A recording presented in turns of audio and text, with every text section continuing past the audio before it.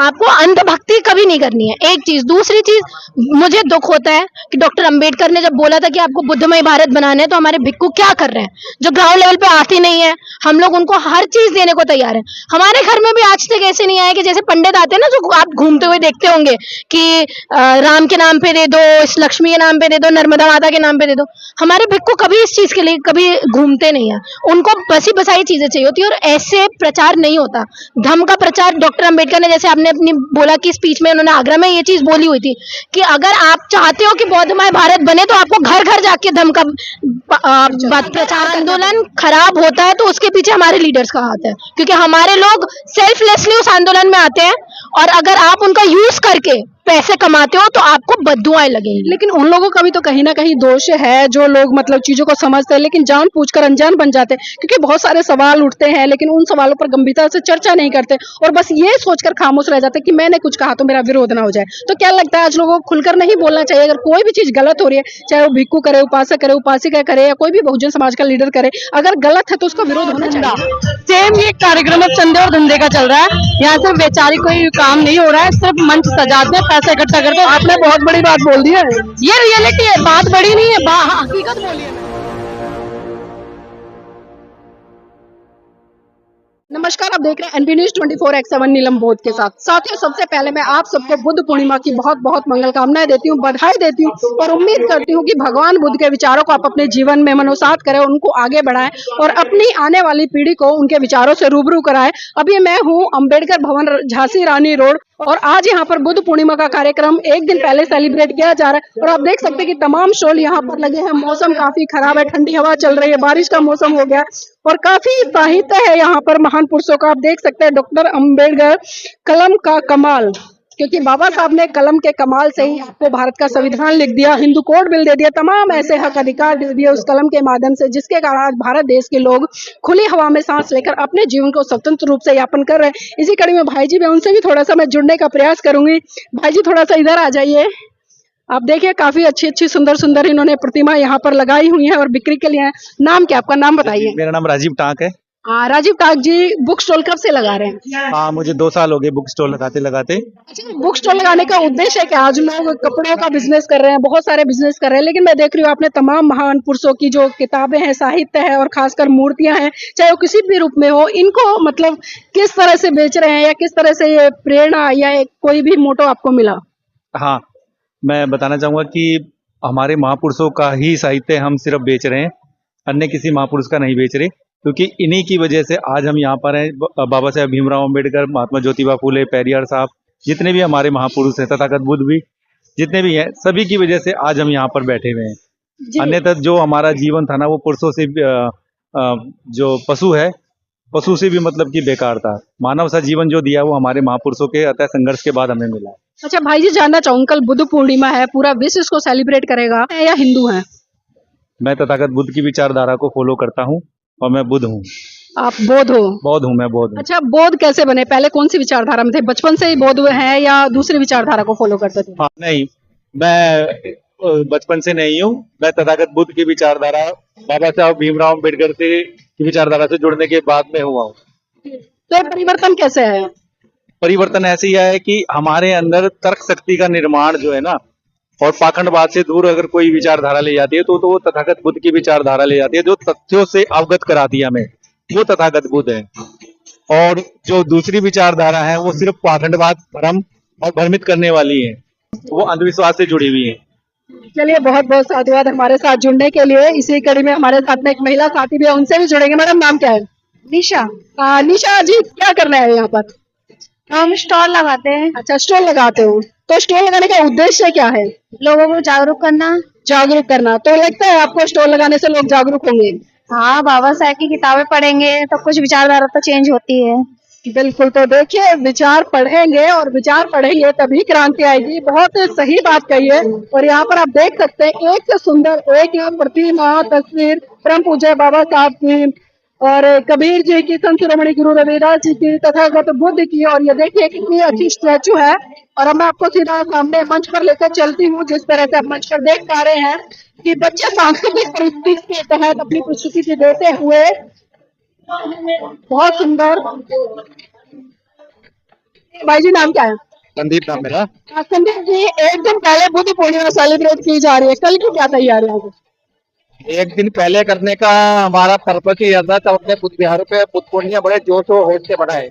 और जैसे कि आप देख रहे हैं, हमारे समता और बिहार पे बहुत बड़ा आयोजन होने जा रहा है। उसमें सभी हमारे पासिकाओं को मैं आमंत्रित करना चाहता हूँ। सुबह 10 बजे आए तो 2 बजे तक प्रोग्राम चलता है हमारा।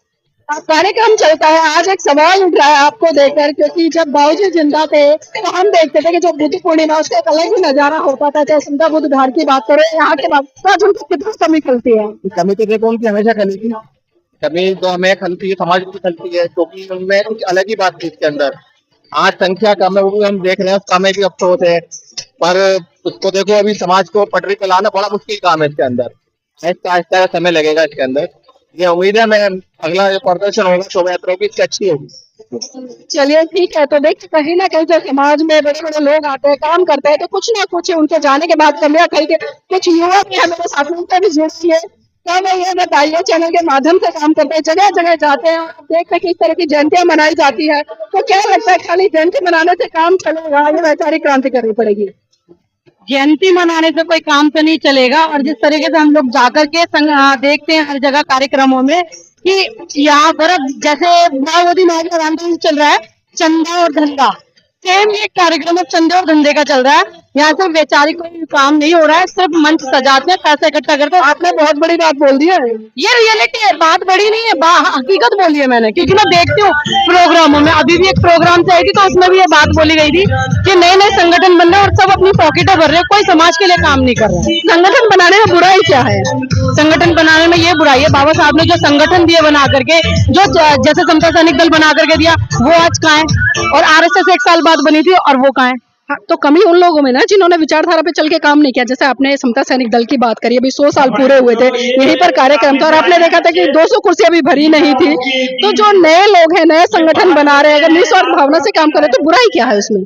नए लोग संगठन बनाते हैं, लेकिन वो पुराने वालों को देखते हैं ना, तो नए वालों में खुद ऑटोमेटिकली सारी चीजें पुराने वालों की आती है, तो वो फिर पॉकेट भर चंदा धंधा शुरू हो जाता है उनका। मतलब बदलाव नहीं कर? नहीं, बदलाव नहीं है इन लोगों में और होगा भी नहीं शायद। काव्या बहुत नाराज लग रही है मुझे लोगों से। चलिए, कुछ और भी है मेरे साथ में, ये तुमसे भी जुड़ेंगे। आपका नाम क्या है? अपेक्षा।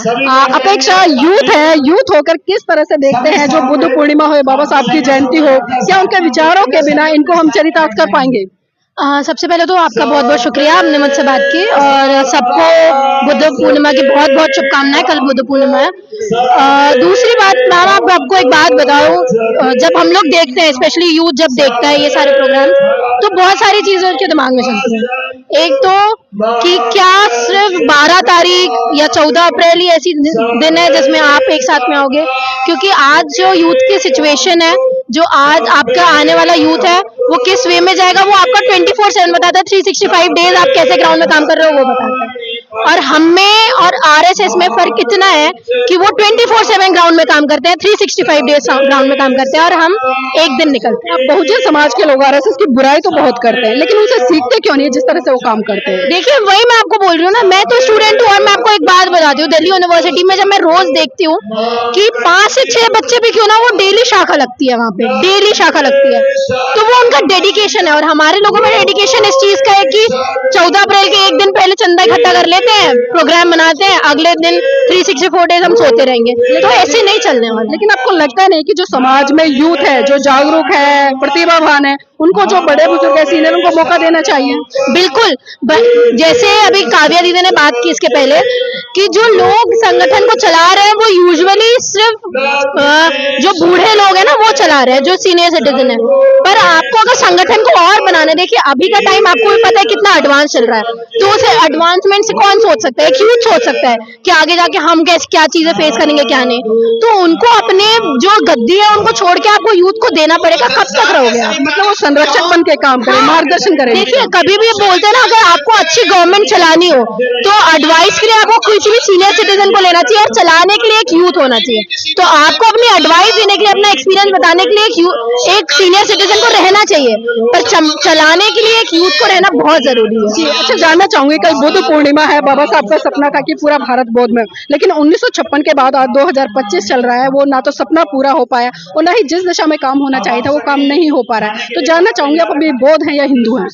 मैं जिस हिसाब से चलना चाहिए था, जैसे आपने बोला डॉक्टर अंबेडकर ने जो बोला था कि बौद्धमय भारत हो जाना चाहिए था, तो मैं ऑथेंटिकली तो मैंने बौद्ध धर्म ऐसे ग्रहण नहीं किया है, बट हाँ मेरे मम्मी पापा रहे हैं तो मैं तो बाय बॉर्न ही बुद्धिस्ट हूँ। पर विचारधारा मानते हैं।